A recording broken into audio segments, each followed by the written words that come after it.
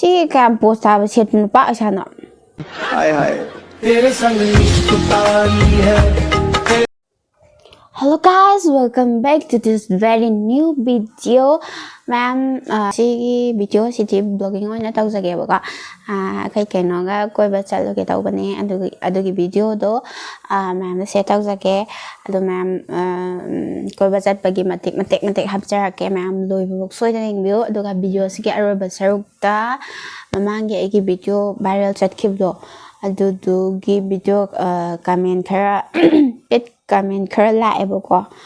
ado adugi pet comment chuki reply khara pijage adu comment soidana pathau charakani ado video sel loiba bawa soidana yengbiyo ado ma'am video sa husarage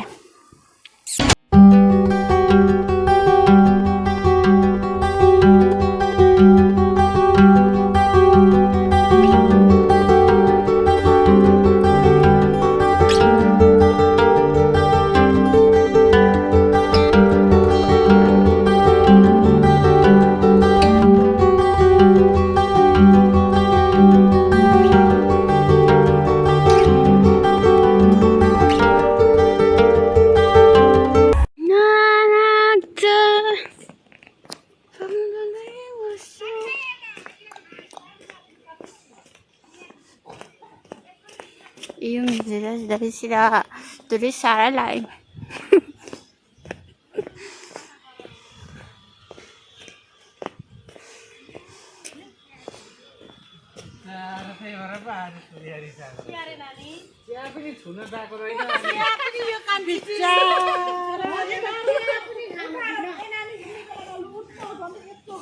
Where to viewpoint? Sina akagi Sandra tourist spot sigi kano do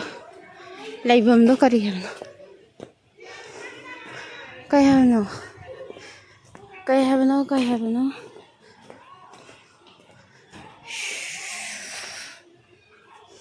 I'm telling you कि काव रे अरे यार भूल गई कोई मुलक के बुका कोई मुलक के वा इधर इधर तेरी सारा ला कोई मूड तो आ चला कौन मूड ये सुन चला तो हाय masa gue sebenarnya ngasih dari kampus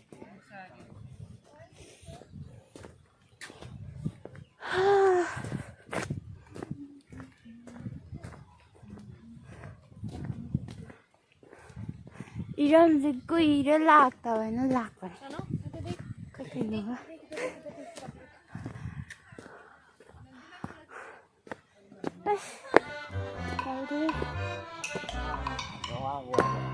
와, 내가 소화지 풀린다 이거 강도.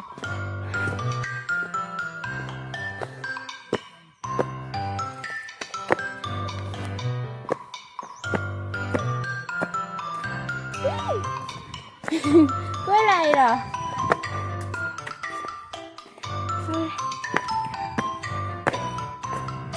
Căng rồi đó quả.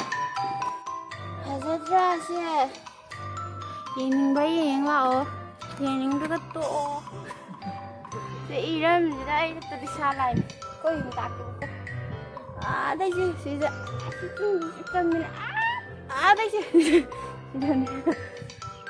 나까지 와 mà đợi đi. À, tôi em mới lấy từ lạc rồi.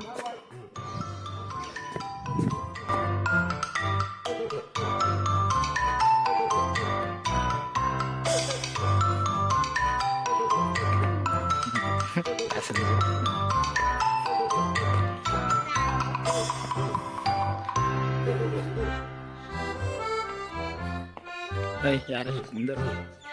sini 정도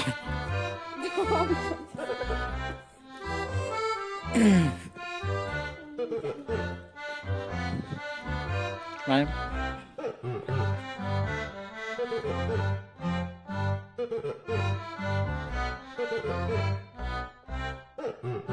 Okay, hanggang marag to photo kapag yung sila sibuk daw photo kapag anong halong ito masih book yang kan di sangar baba ꯑꯗꯨꯝ ꯇꯦꯟꯅ ꯃꯦꯃꯣꯔꯤꯅꯦ exam ꯂꯣꯏꯔꯒ ꯂꯧꯊꯣꯛꯄ ꯀꯨꯏꯔꯕ ꯆꯠꯂꯣꯏꯗꯕꯁꯨꯀꯣ ꯑꯗꯨꯒꯤꯅꯦ ꯑꯗꯨꯃꯥꯏꯅ ꯑꯗꯨꯝ ꯊꯤ ꯐꯖꯩ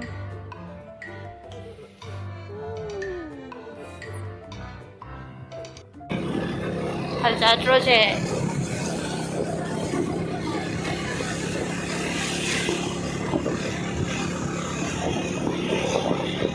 Laimarang waterfall ang chatlene. Yaw dong kawan.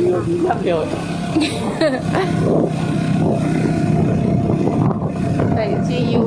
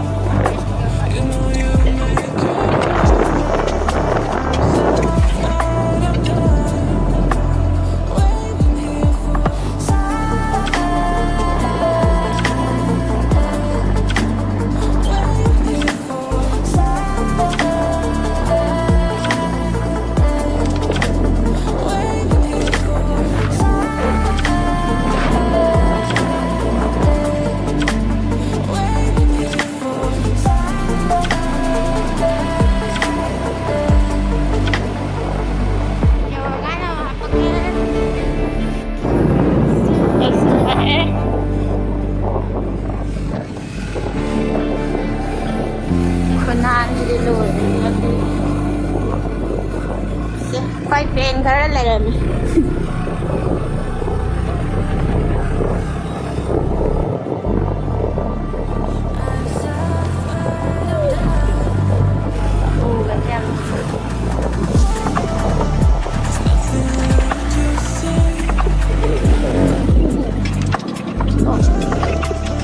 lần này còn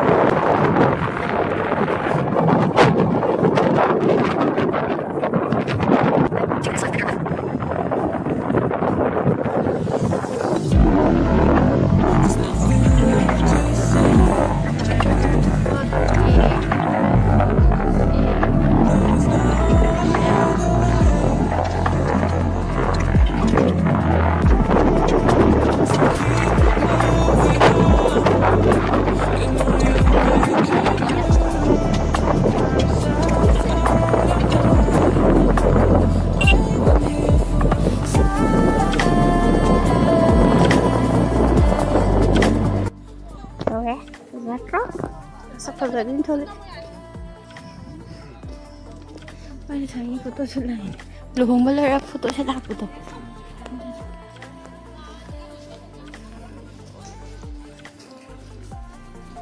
Xuống đây nữa rồi đó.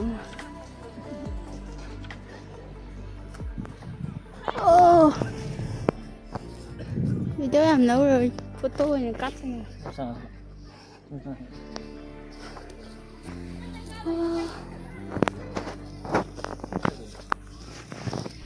xem nó thật sự là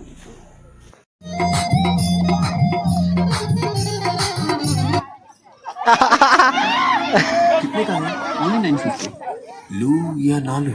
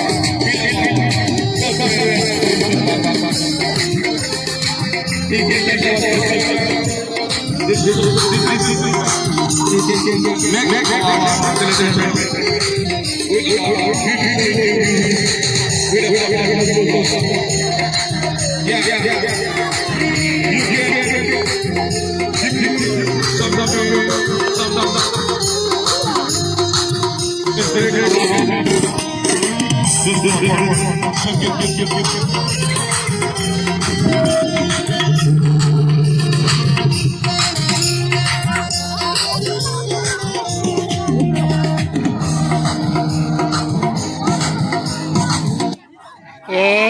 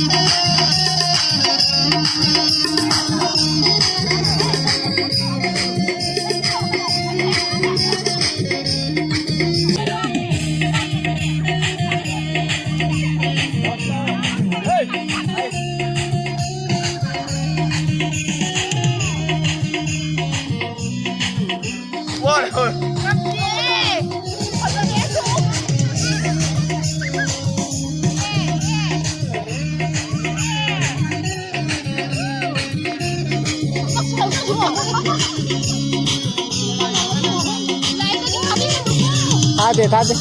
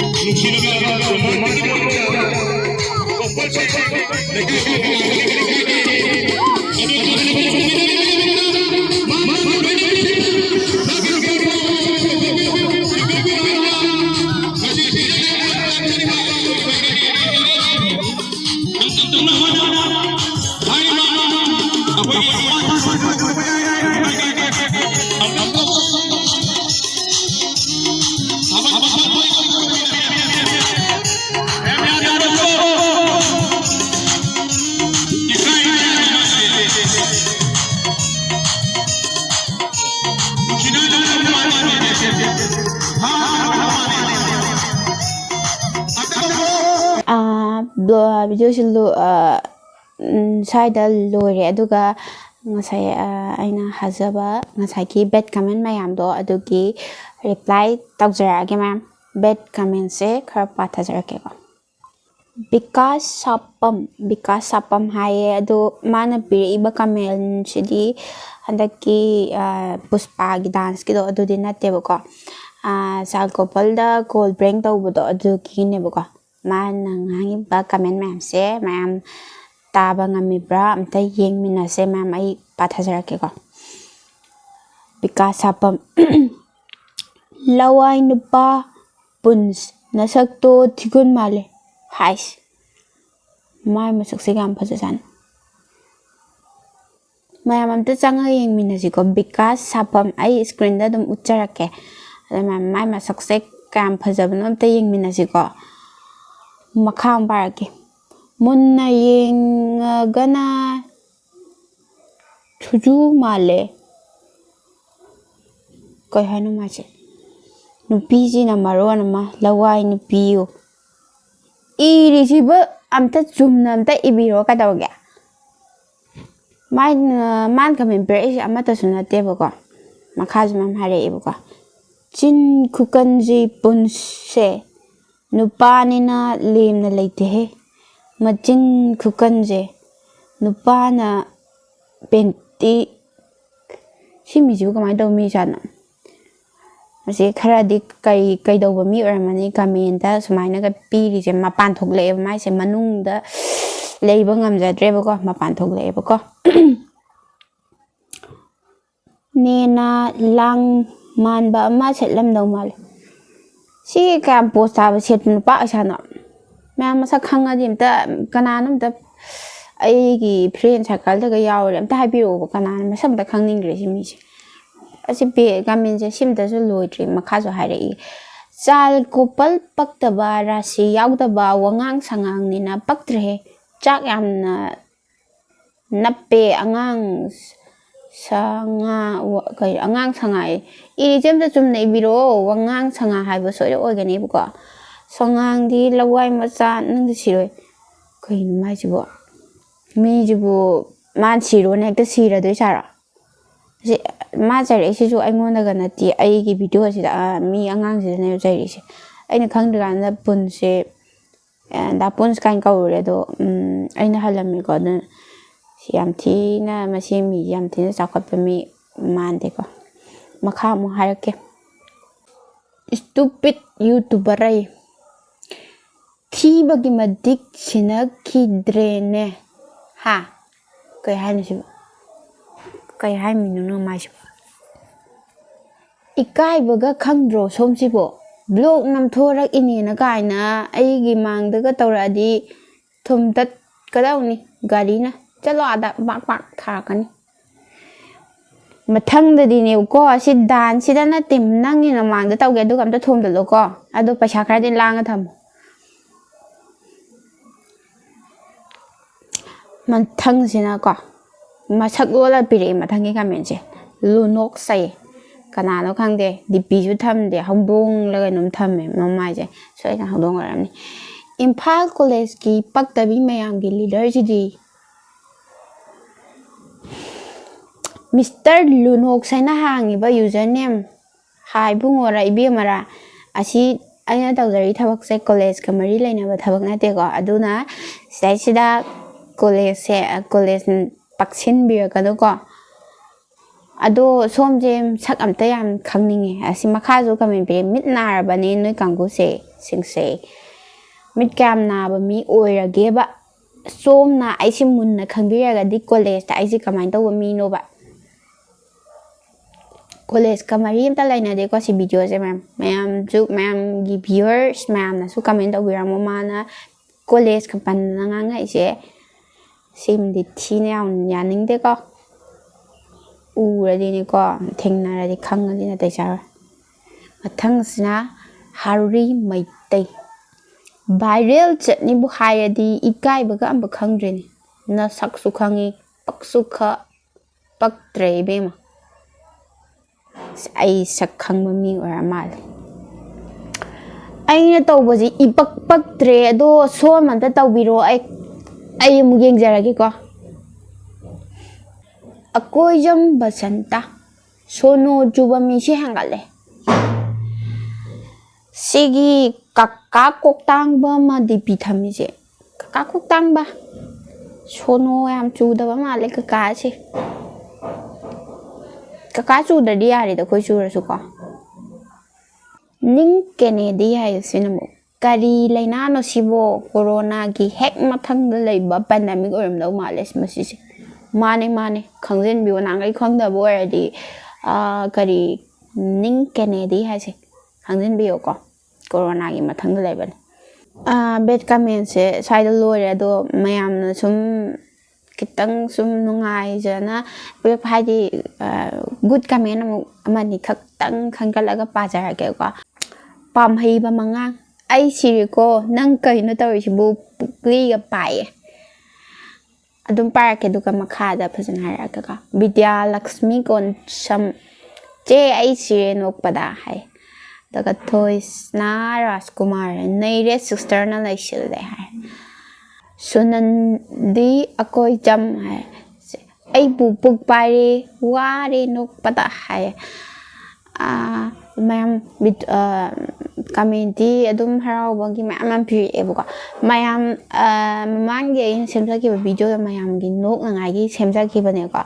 asai sida ai thoina na taw man di mayam na smai nok pi dana ana harau bi nuksi bi dana yim bi re sa ai gi lai ba yam pha bane do makhata na ai mayam gi video phasa phasa ba nungai nungai bi mayam mama namjara ke mayam na support taw betraga di do ai ngamjar oi dre ne adana mayam leptana ai bu support taw biyo ado video sibu loi bok ing bi ba gi damak so haninga leitana thagat jari mayam ado ngasi gi video se side sum losilage aduga mathangi video di hanna nai ka doi next ke adu mathangi video ngarga leibiramo bye